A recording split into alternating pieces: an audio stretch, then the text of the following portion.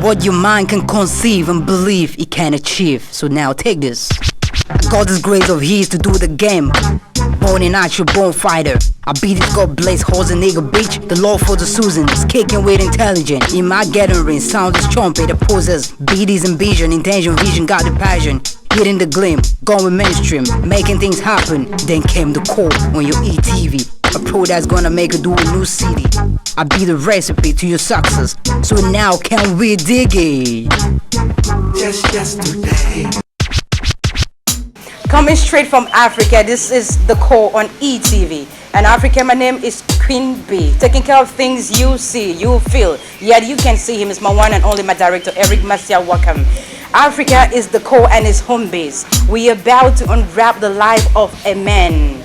This guy, this man he has always been there, doing great things. This is the time, this is his time on the call. Africa, at the age of 7, his late father initiated him into a family lineage, sacred code called Mbok in the Bassa dialect. At the age of 9, he embarked on his first spiritual journey to go fortify his person. Today, he is a musician, a songwriter, a producer, and above all, a great philosopher. This man is no other person. The man who sees beyond an imagination. Africa, I'm so proud because he's a Cameroonian. Let's keep our heritage, our culture burning. This is the life of Benoit Bitton, Mbombok. Yeah, and I'll be back with more. Go nowhere. This man is a proud Cameroonian and is no other person.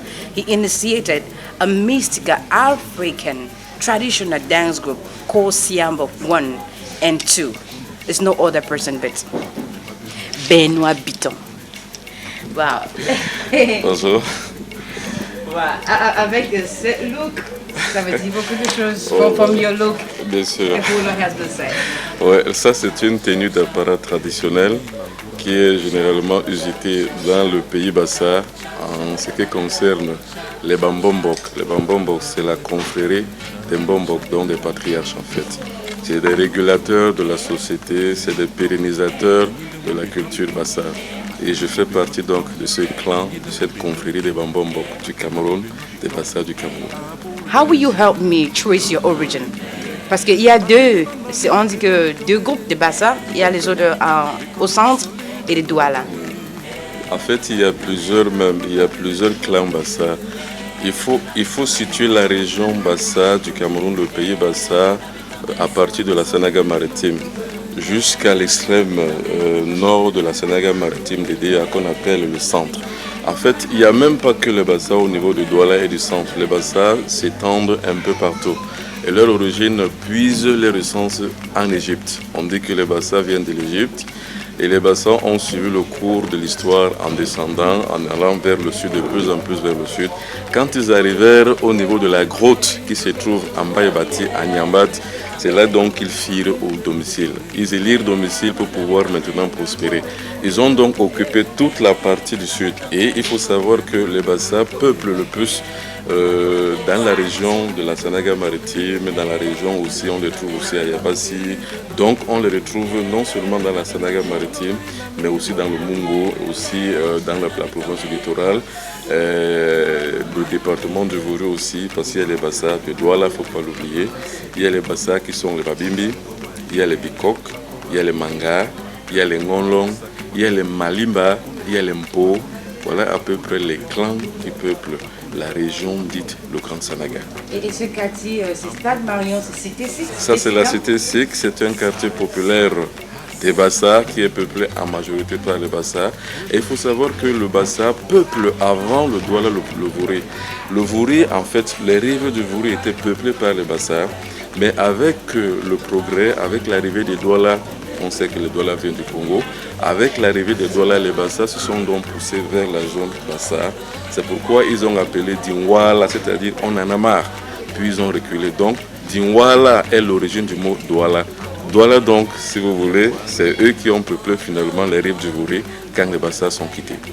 Growing up as a child, did you feel at any point that you were different from the others? Grandi comme un enfant, je ne sais pas si vous avez senti à un niveau que vous étiez différent des autres. Oui, en fait même, on est un bon bocal à la naissance, on ne le deviendra jamais. Moi, je l'ai été par la naissance parce que mon père l'a été. C'est un filon qui est lié à l'arbre généalogique. On appartient toujours à l'arbre généalogique des Mbombok, donc à une élite qu'on peut appeler les Mbombok. Ça se passe dans toutes les sociétés.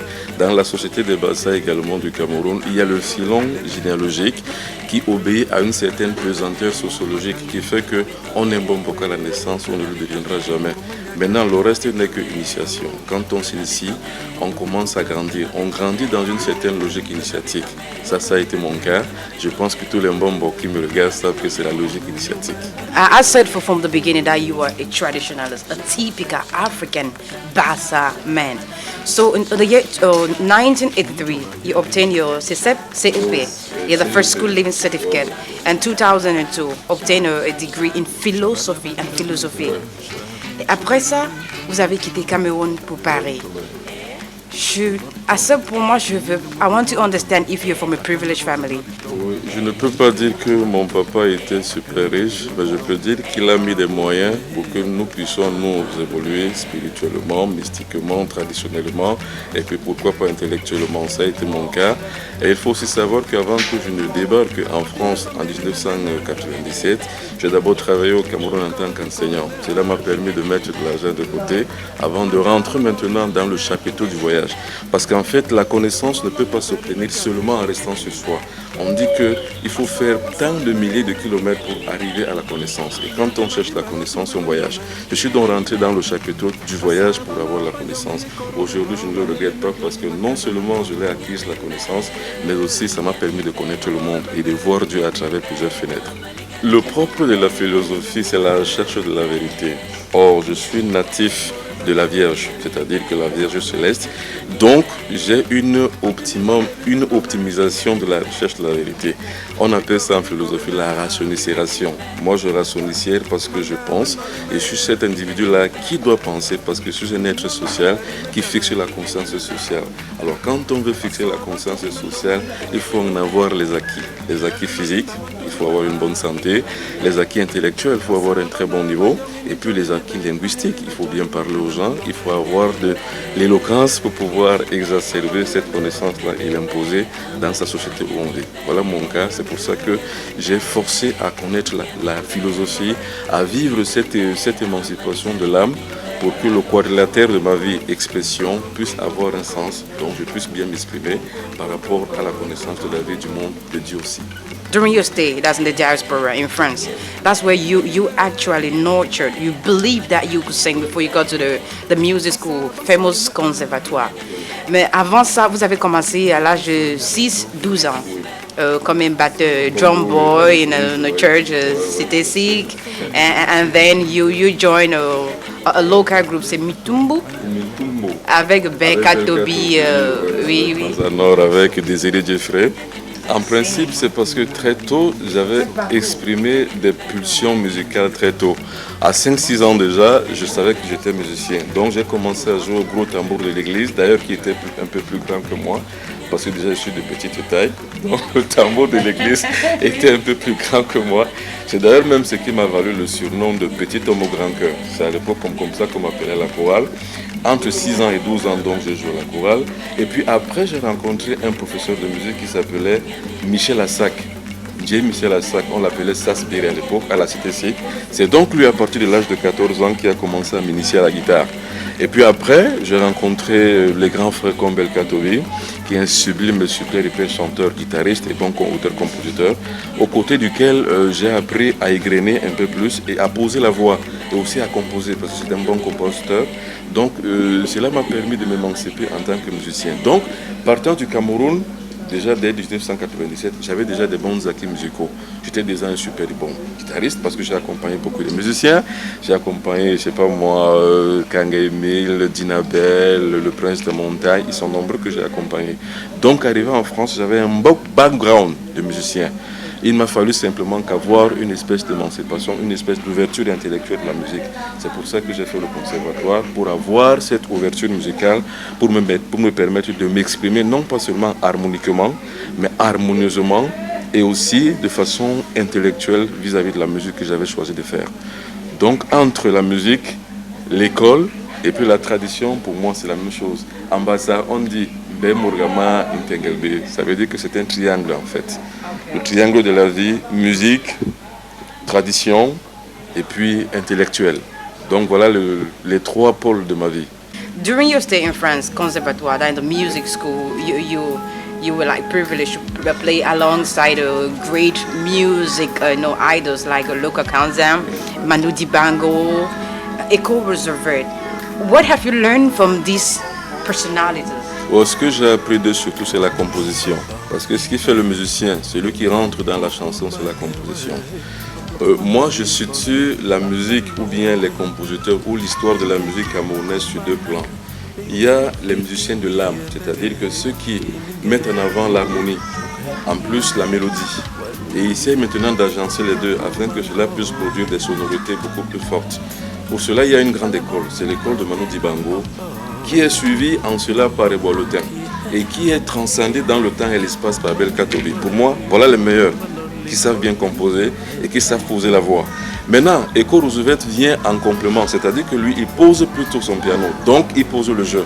Cela permet d'avoir des sonorités beaucoup plus complémentaires. Et moi maintenant, dans cet espace harmonique, je joue les troubles faits, c'est-à-dire que je joue du Manu Dibango, je joue de Echo Roosevelt, et puis je suis les pas du grand maître Belka Tobi. Parce que en fait, pour moi, le meilleur compositeur qui soit, le meilleur chanteur qui soit, le meilleur poseur de la voix qui soit, et le meilleur qui puisse poser la langue bassa sur la portée musicale, c'est Belka Tobi.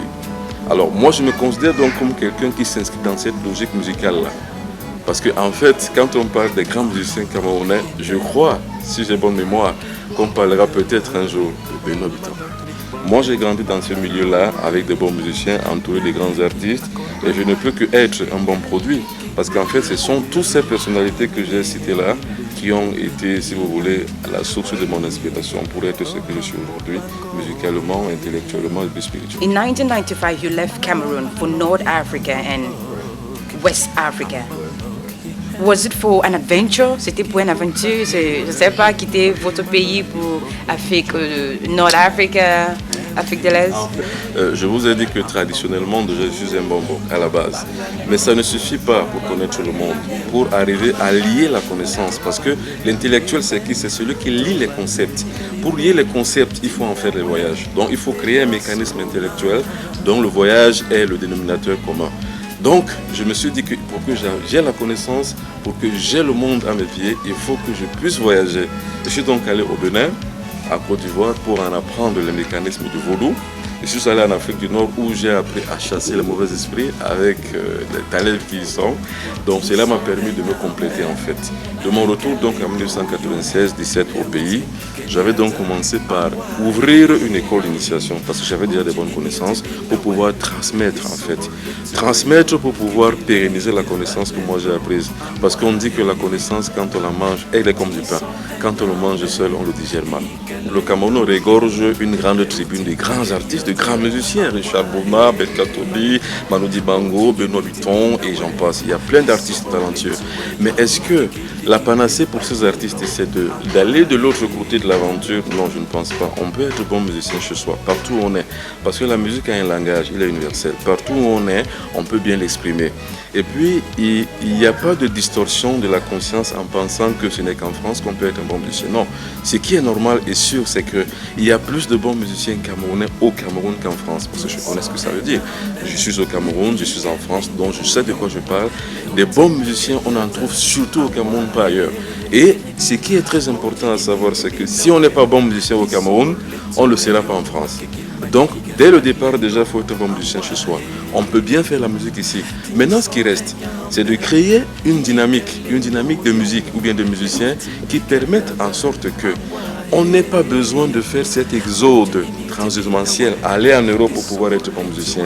Qu'on fixe les musiciens sur place afin qu'ils puissent mieux s'exprimer et de vivre de leur art ici au pays. Pour cela, il faut juste une volonté politique, fixer les musiciens chez eux en leur donnant des moyens économiques, des moyens logistiques, des moyens matériels, des moyens techniques afin qu'ils puissent être de bons musiciens sur place.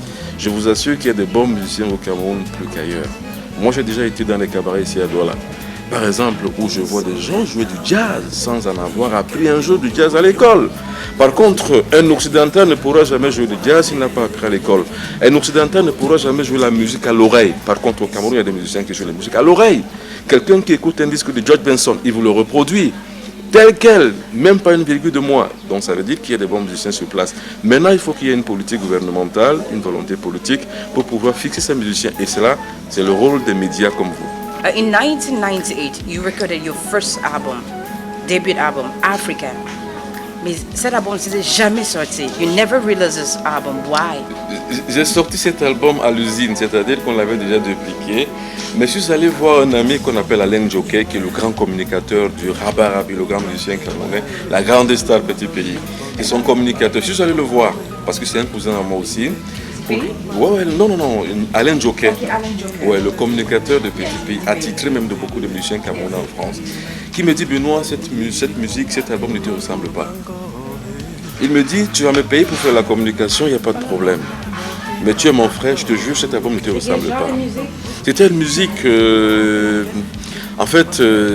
qui était un peu le petit niveau de ce que Belka Tobé a fait en 2007. C'est-à-dire que le plus petit niveau, je parle de Belka Tobé parce que c'est une référence. C'est le meilleur musicien actuellement camerounais dans ces 10 dernières années. C'est-à-dire que, imaginez un peu le 8e de ce que Belka Tobé a joué. C'était comme ça cet album. Donc il n'avait pas du tout d'ambiance, de perspective intellectuelle et spirituelle qu'un album doit avoir. Il n'y avait pas du tout d'aspect psychologique qui puisse éveiller la sensibilité des gens. Donc, il m'a dit non, Benoît Vuitton, non, ne sors pas cet album. Je te le conseille vivement. Alors, je me suis trouvé donc coincé vis-à-vis de moi-même qui voulait sortir un album et vis-à-vis de quelqu'un qui lui s'y connaît et qui en plus est un bon conseiller. Alors, je me suis dit donc, ok, je ne le sortirai pas. Donc, c'est pour des raisons de manque d'ambition phonographique que je n'ai pas sorti cet album-là. Alors, il a donc fallu que je me réinscrive à l'école de la chanson, à l'école de l'écriture, à l'école de la composition. Et pour cela, je remercie un ami qui m'a appris à composer des chansons. C'est Djelo Ava Ava. Ah oui. Parce qu'en fait, j'avais un background qui était assez important, mais qui était mal ficelé. C'est-à-dire que je jouais et je composais à l'emporte-pièce. Donc je m'amêlais les pédales et les pincettes quand je composais une chanson. Mais c'est Djelo Ava Ava qui m'a dit non, Benoît. Il y a 2 ou 3 choses sur une composition. Il faut la simplicité, il faut la largesse, il faut l'ambiance et il faut le coffrage. Quand on n'a pas ces 4 éléments, on ne peut pas avoir une bonne musique. Alors là, j'ai donc compris qu'il fallait que je réapprenne à composer des chansons. Malgré que j'avais déjà un bon background. Donc je suis rentré à l'école de la composition. Et j'ai donc rejoint la première école que j'ai dite, l'école des Bolotem, des Akendengue, des Lukakanza, des Belka Tobé, des Richard Bona, pour pouvoir créer donc des sonorités qui puissent toucher non seulement la sensibilité, parce que dans la composition, le choc psychologique que la chanson doit créer est très important. Quand on écoute une chanson, on en a la chair de poule, ça veut dire qu'elle est bien faite. Alors j'espère que comme les gens me disent, que la chanson que vous avez faite, elle donne des chairs de poule. Donc je me dis que c'est la bonne école dans laquelle je m'étais inscrit. Et je dis merci à Alain Jockey.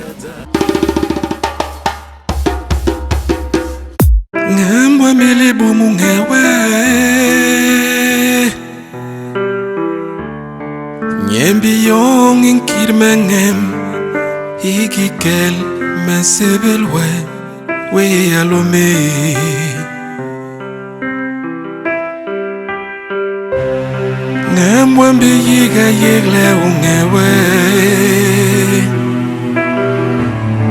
Nyembi yong inko mengem Juni jamu hame sebelwe We alome we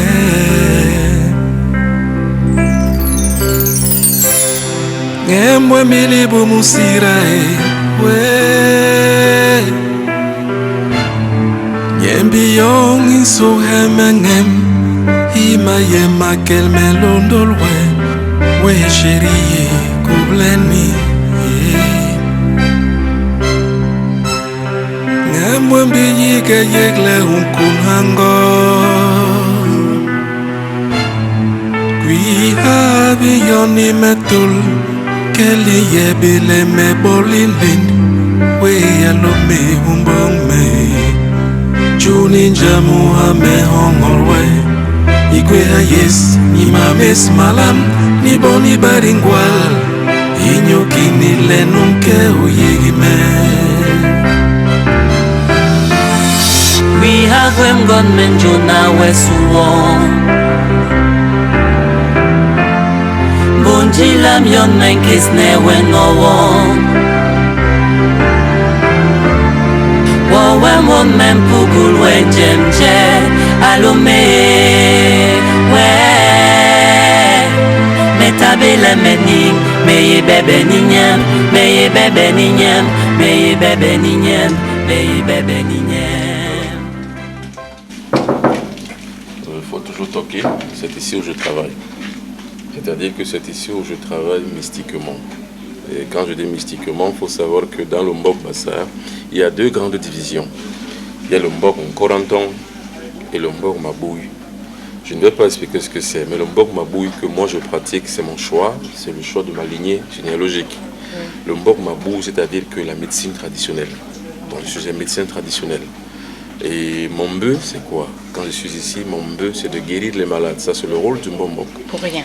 Pour rien. Et il faut savoir que le Mbombok travaille de façon sacerdotale. Sacerdotale, ça veut dire qu'il offre des services gratuits, de façon désintéressée. Quand vous voyez un Mbombok qui gagne les 500 000, 1 million sur le dos des pauvres, il pratique la même industrie de la pauvreté. Comme les pasteurs, comme les prêtres qui s'allongent avec des grosses voitures de 60 millions. Ça, ce n'est pas des sacerdotaux. Le sacerdotal, c'est qui? C'est celui qui travaille gratuitement, simplement pour aider l'humanité en souffrance. C'est ce que moi je fais. Et comme chaque chose a sa place, il faut toujours qu'il y ait un endroit où on fait ces pratiques pour pouvoir les délimiter du monde profane. Alors ici, c'est donc un monde spirituel qui est lié à l'activité traditionnelle que j'exerce dans ma société en tant que Bombo, donc patriarche. Je suis un médecin traditionnel. Donc on peut y aller. Parce qu'on dit souvent que c'est à la morgue qu'on frappe, on doit frapper sur la porte. You are a traditional herbalist. Oui. Pourquoi frapper?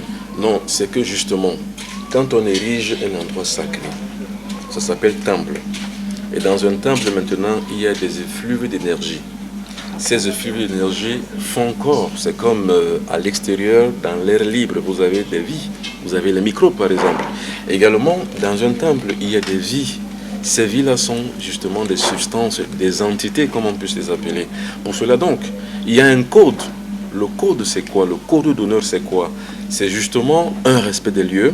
C'est pour cela que le plus souvent, on fait des choses. Et puis le plus souvent aussi, on frappe.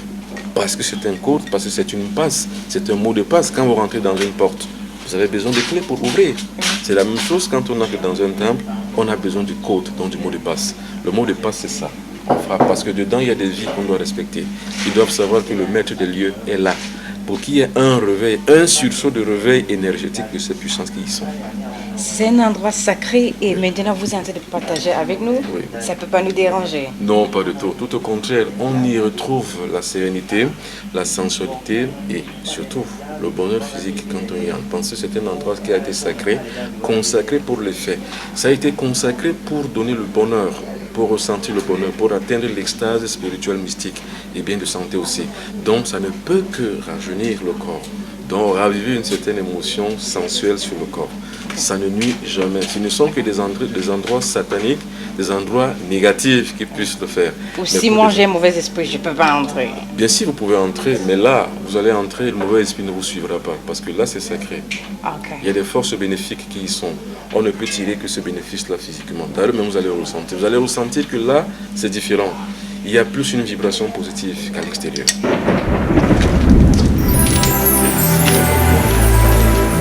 Ici où je soigne les malades, c'est ici à cet endroit. Là, c'est la table sacrée. Et là, c'est l'épée sacrée. Cette épée consiste à faire quoi? Ici, c'est la table, les gens, c'est la table. Bon, la table ici, il n'y a vraiment rien d'extraordinaire, c'est-à-dire qu'il n'y a rien qui puisse exhiber la différence extérieure, les signes ostensibles de richesse. Ici, c'est aussi simple que moi, c'est-à-dire que comme si quelqu'un soit simple comme des colombes. Alors, ici donc, c'est la table du travail. Donc, c'est ici où je fais les voyances. Donc, ceci, c'est un miroir magique. Vous pouvez le montrer, il n'y a pas de problème. C'est un miroir magique. Il a été consacré uniquement pour faire la voyance. La voyance directe, c'est-à-dire que vous êtes là, je vous vois, comme on pourrait voir dans une radiographie. Quand vous allez à l'hôpital, par exemple, vous avez une maladie interne. Le médecin a bien envie de savoir ce que vous avez. Qu'est-ce qu'il fait lui? Il vous envoie la radio, ou à la stéthoscopie, ou tout ce que vous voulez, ou à l'endoscopie, bref, à un examen quelconque. Et bien ce miroir aussi joue le même rôle. Et les deux bougies qui sont symbolisent les deux piliers de la vie. C'est-à-dire que le pilier gauche et le pilier droit. Le pilier positif et le pilier négatif. Il faut savoir que le signe positif et le signe négatif sont les piliers qui forment la vie. Il faut savoir que c'est des deux piliers que se fonde l'équilibre du monde et de la vie.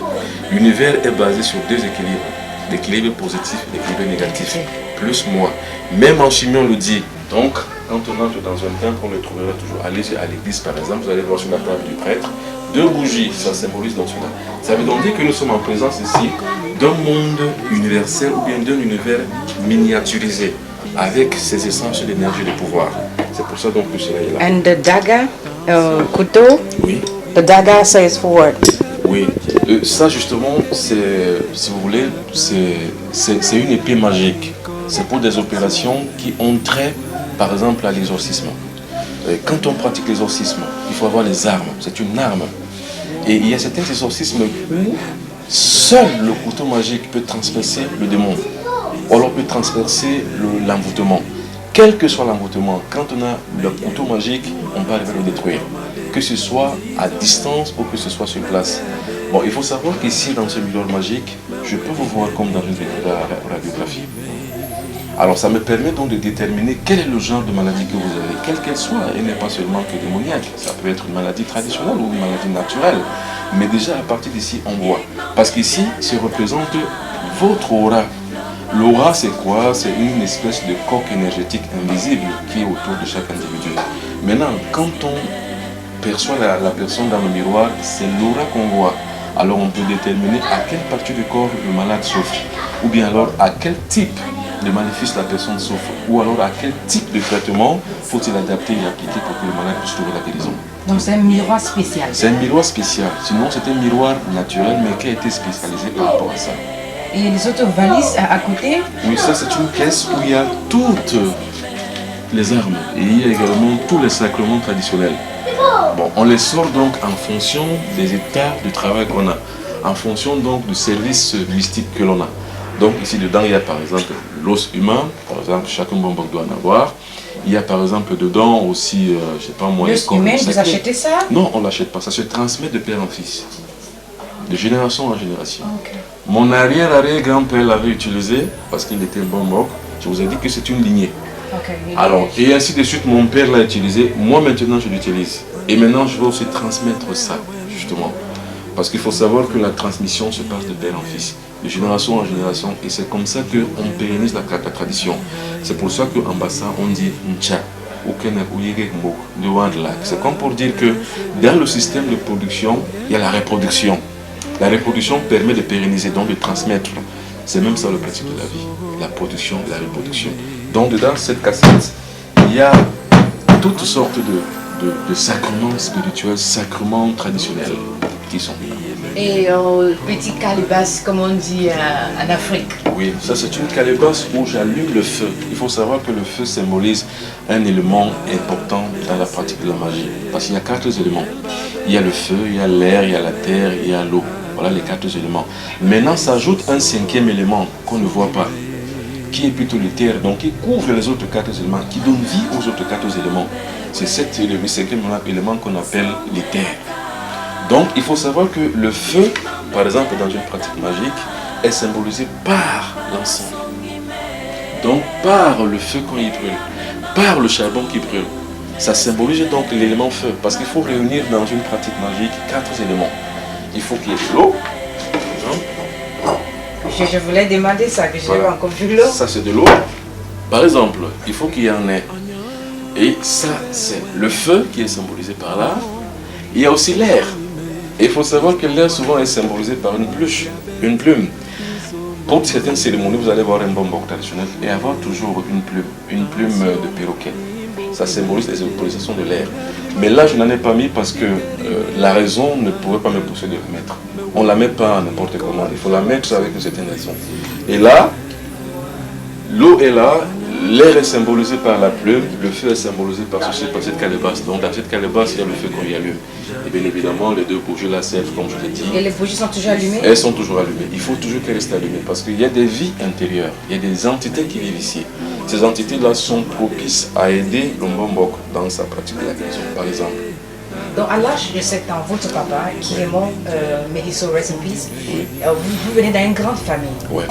Lui, votre papa, il a décidé de vous initier dans cette, je sais pas, family lineage, Mbok. Ouais, dans le Mbok, ouais. Oui, Mbok et Mbombok. Ouais. Ça parlait de quoi? Et pourquoi c'était vous? Pourquoi Oui, vous? déjà je commence déjà par l'explication du Mbok. Mbok, ça veut dire l'univers. Déjà le Mbok, c'est ça, l'univers. Et il faut savoir que dans l'univers, il y a un système de lois. Ce sont ces systèmes de lois que dans une société humaine, on essaie de traduire par les préceptes. Les préceptes, ce sont des espèces d'enseignements d'ordre moral pour que l'individu puisse s'intégrer dans sa société en tant qu'un élément positif, donc un élément entièrement intégré. Quand l'individu bifurque à gauche, donc quand l'individu n'est plus conforme aux règles sociales, à la convenance sociale, on le bannit.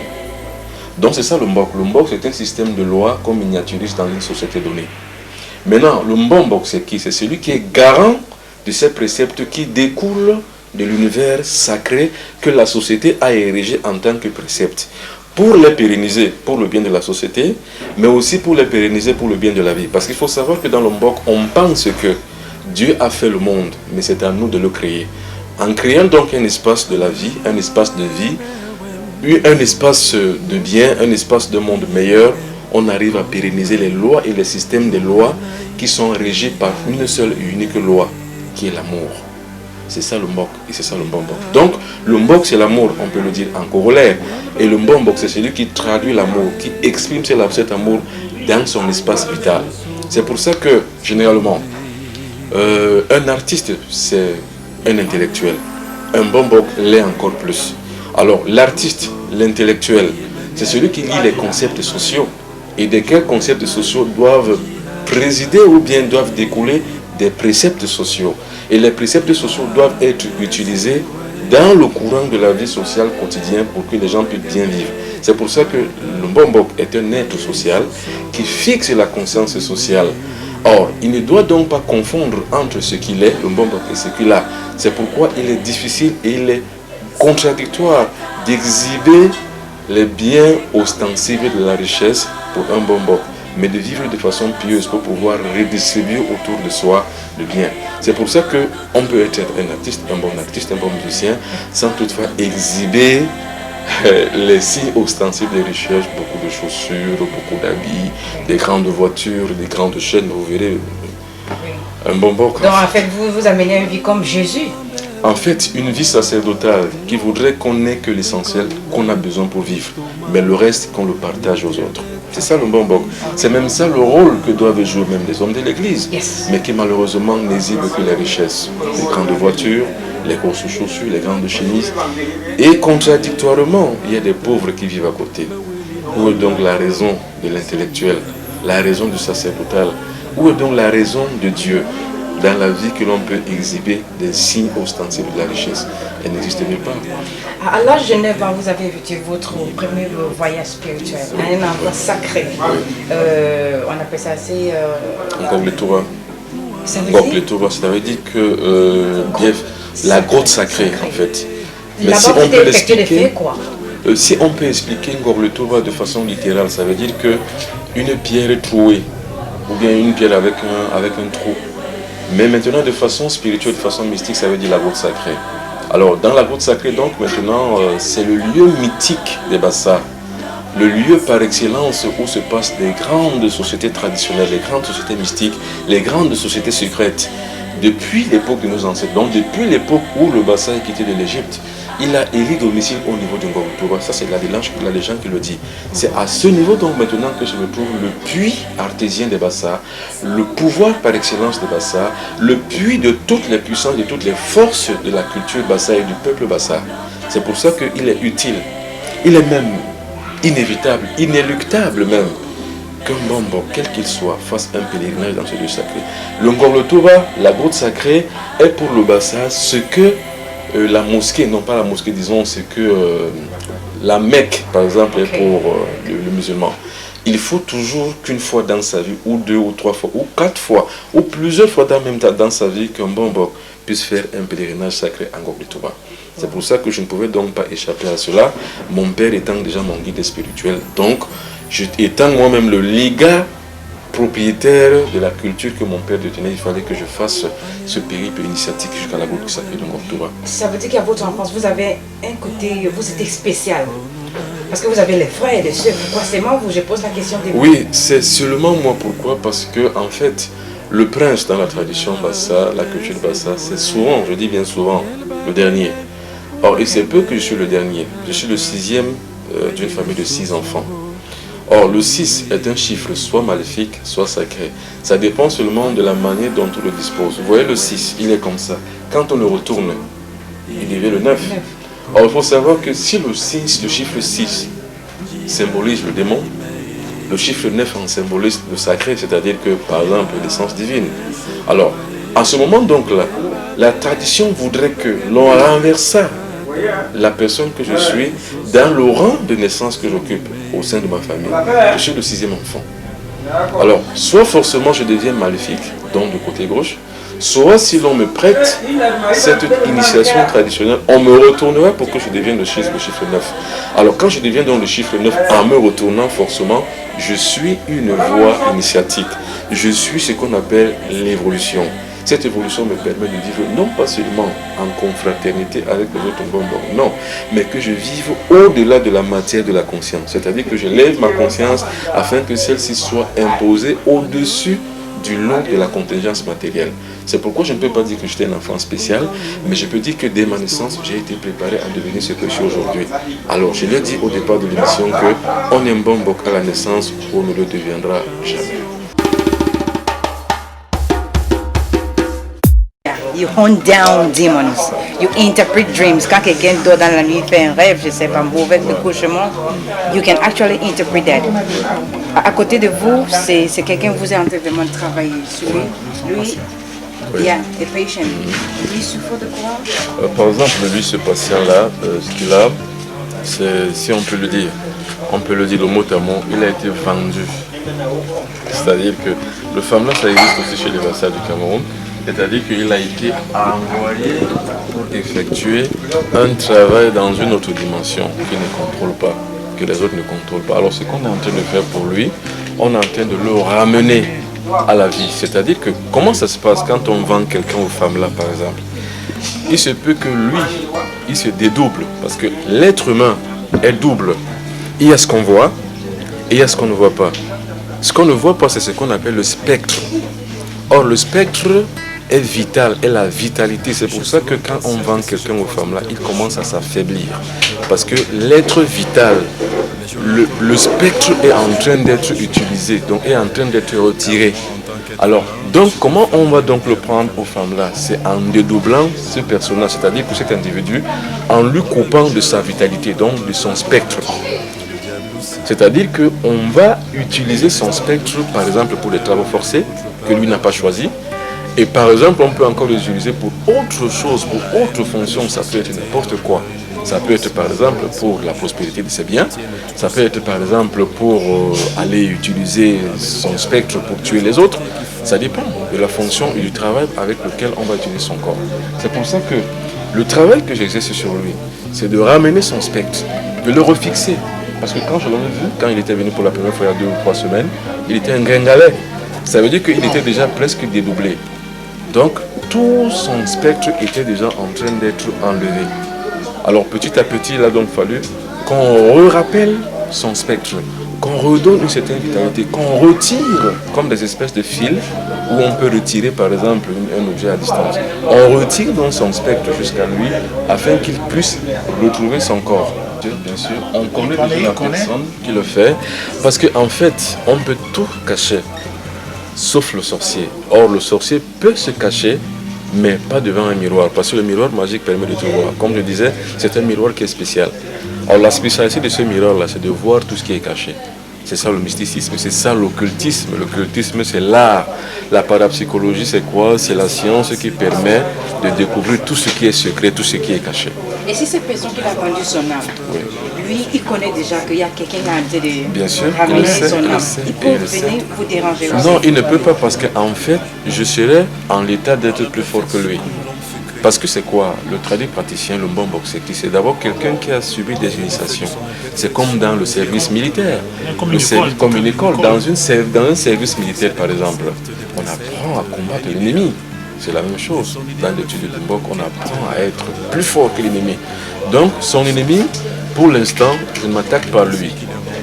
Parce que la première chose d'abord, c'est de ramener d'abord son spectre, de ramener à la vie la personne qui est malade. Maintenant, après, ce sera de concert avec lui. Qu'est-ce qu'il faut faire avec l'emboteur? Est-ce qu'il faut renvoyer le mal, donc détruire l'emboteur?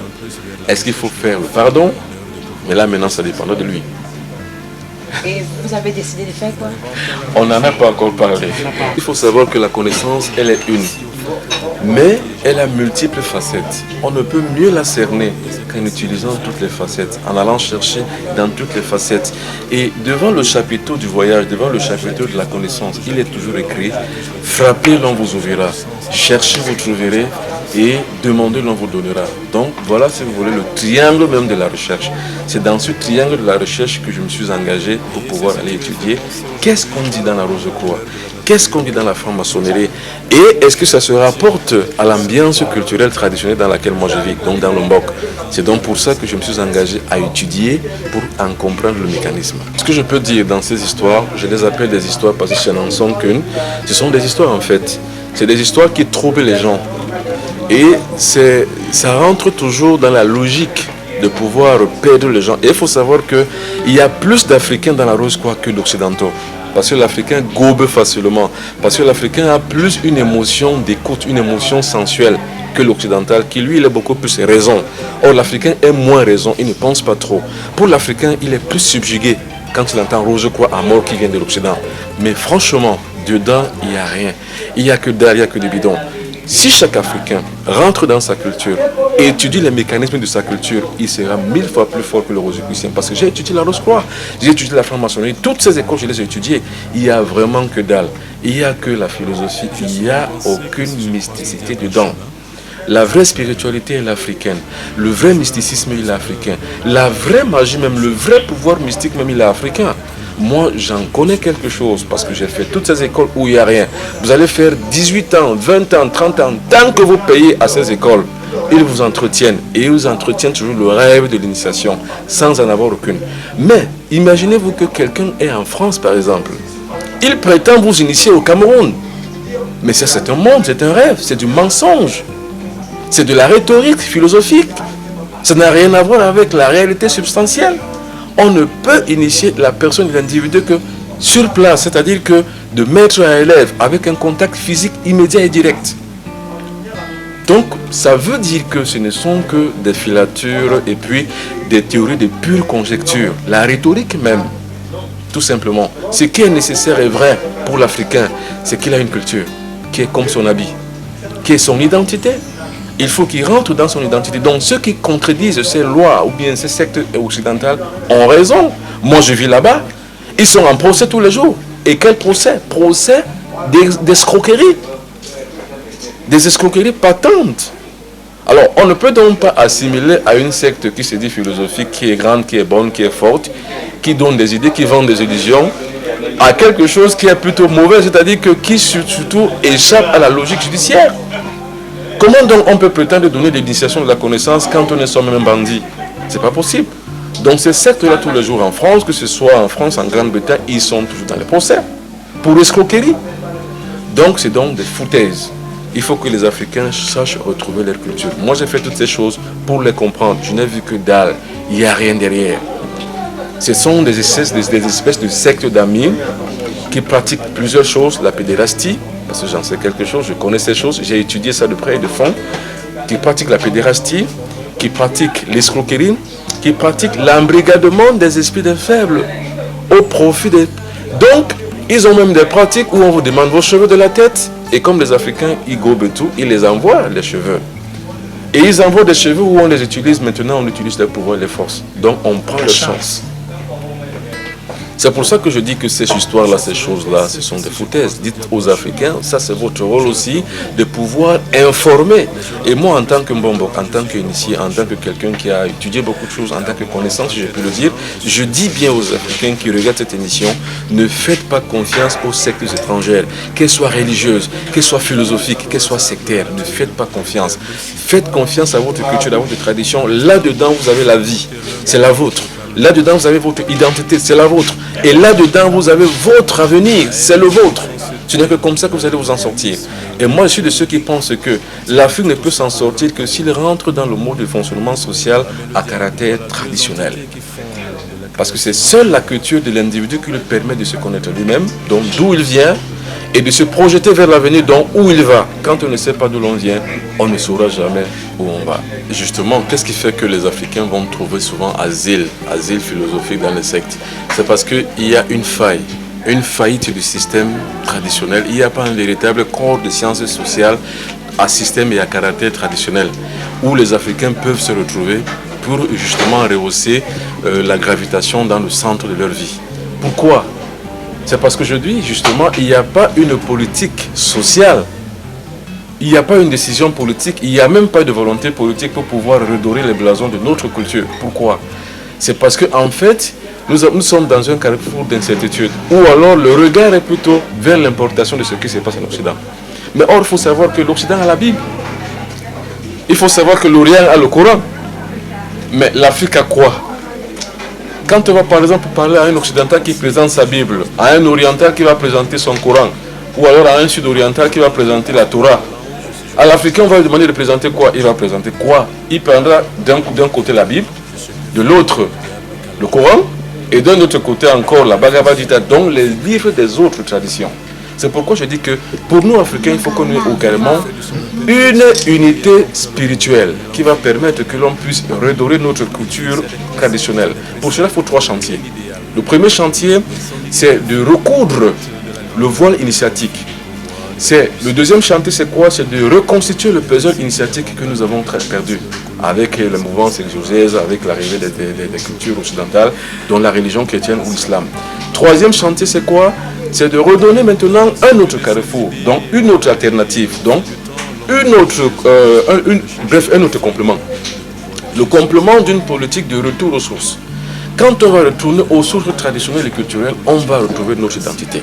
Donc il faut un repli identitaire, il faut une constituante constante de notre culture qu'on le martèle. C'est comme plusieurs radios, il y a 3000 cultures au monde, c'est comme plusieurs radios.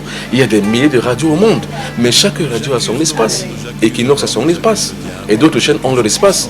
Nous également, les individus, on est comme ça. Chaque culture a sa place. Mais au corps de quoi, au nom de quoi peut-on substituer une culture à une autre, ou bien par une autre? C'est simplement pour des raisons géopolitiques, géostratégiques, dont les puissances impérialistes trouvent leur compte en incluant d'autres modes de pensée aux Africains. Mais maintenant, c'est aux pensées.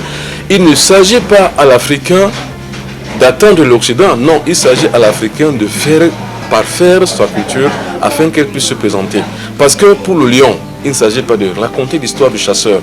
Et inversement, pour le chasseur, il ne s'agit pas de raconter l'histoire du lion. Au lion, de raconter son histoire, au chasseur de raconter la sienne.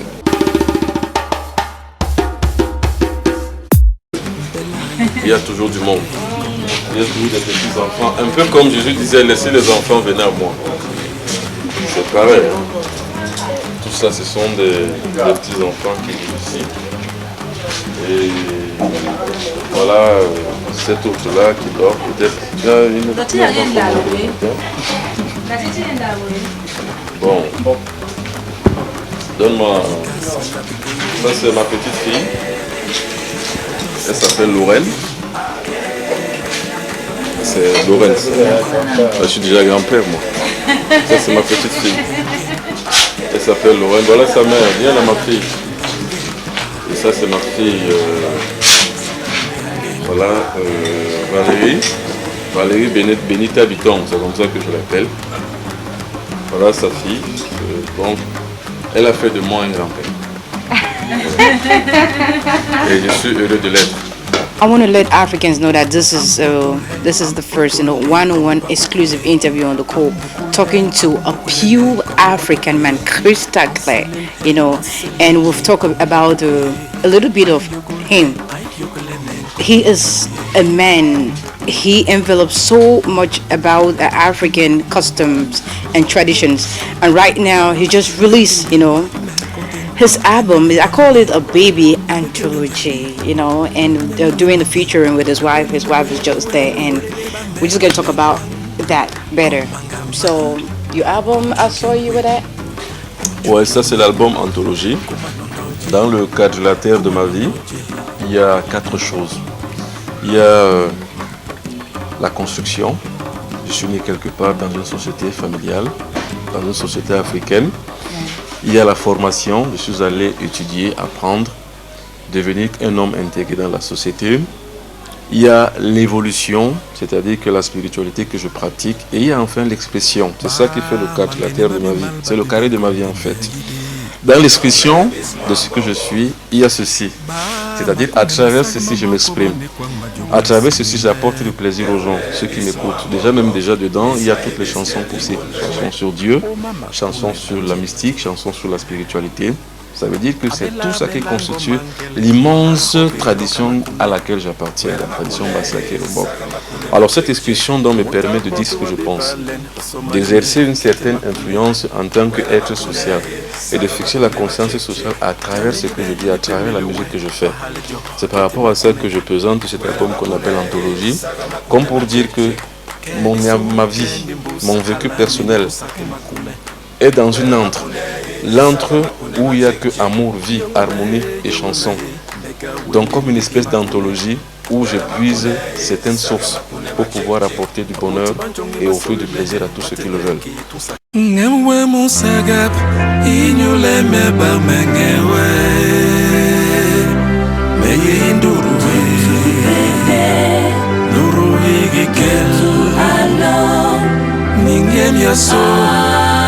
Alom bengewe mandutu igikel inyuyo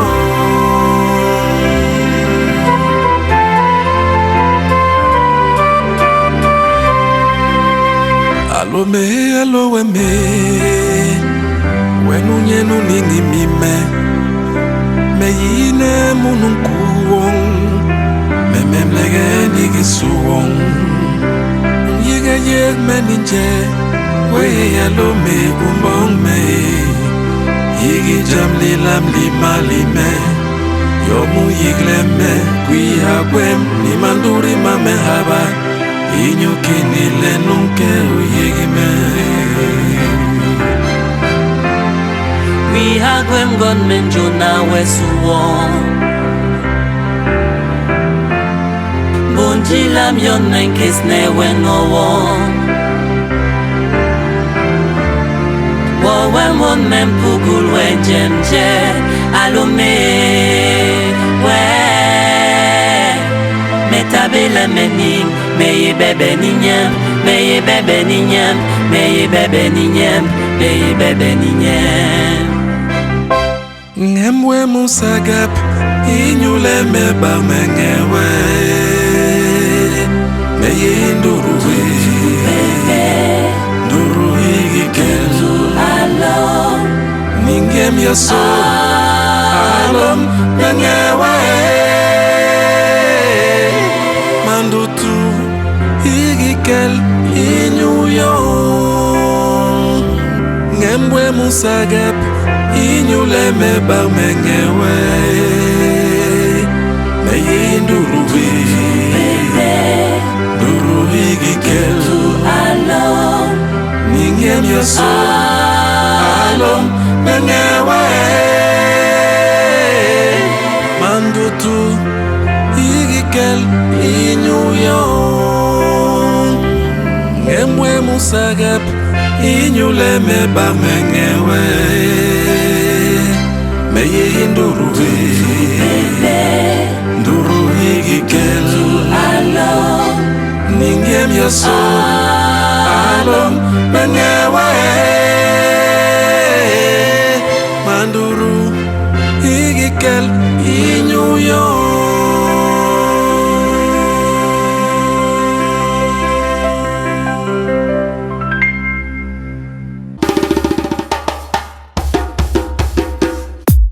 Africa, before I call it a wrap, I want to say from the softer sport, I'm Queen Bee. We do appreciate all what you've been doing. The show is going on at yahoo.fr, please. Keep just sending in your mails. We need that chemistry, that collabo, And at this point, I just want to say Africa is so blessed. From one generation to another, one people, one spirit, so different, unique and diversified cultural heritage. Africa, let's keep that flame, that black flame in us blazing forever, because with that we can move down, pass down our history from this generation to the next generation. And that's what Africa is all about.